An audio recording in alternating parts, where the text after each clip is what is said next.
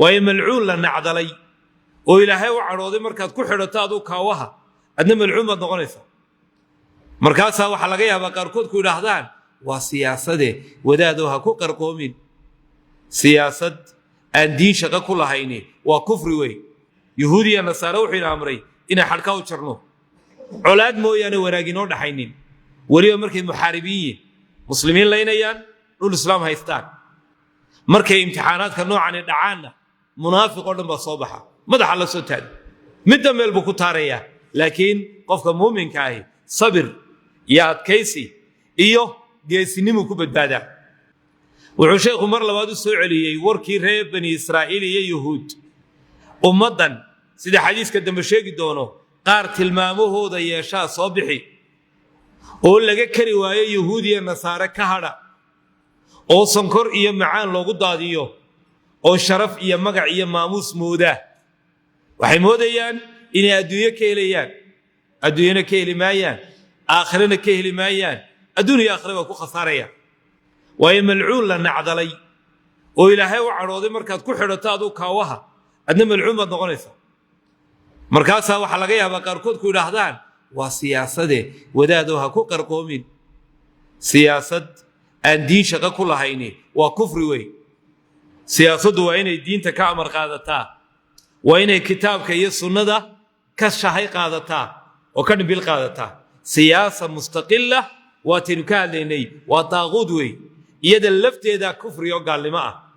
markaa tallaabo la qaadayo oo aan islaamka ogolaynin ma jiro nebiguna waa inoo sheegay calayhi salaatu wasalaam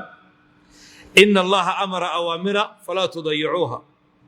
وحرم أشياء فلا تنتهكوها وسكت عن أشياء رحمة بكم من غير نسيان فلا تبحثوا عنها كيف يقدونك صدح عن حديثكو قيبي وحي لهينا أمري ولا أمر كده فلية يهودية نصارى وحي لأمري إنا حركاو تشرنو علاد مويان وراقينو دحينين وليو مركز محاربين مسلمين لينيان نقول الإسلام هايستان وحبو إلهي دين دي هو دوانينا موالاة اليهود والنصارى ولينو ديده وسكت عن اشياء ارمو الهي كامسي ومحي وحي لبدا كسو هري ونظامين كرتا ومدان قولوينكا لا شيغay ahayn kuwa la diidayna ahayn oo aan muslimiinta balaayay baas ku haynin waa laga yaabaa inaad masaalix iyo dano idin dhex maraan quraanka waa ku aragtay la yanhaakumullahu anil ladina lam yuqatilukum fid din wa lam yukhrijukum min diyarikum أن تبروهم وتقصدوا إليهم إن الله يحب المقصدين معلقة كرواية إنما ينهاكم الله عن الذين قاتلوكم في الدين وأخرجوكم من دياركم وظاهروا على إخراجكم أن تولوه مركا قد يدوي كالعادة مركا امتحانات كنوع عن الدعانة منافق ولم بصوبها ماذا حل السوتان مدى من البكوتارية لكن قفك مؤمن كاي صبر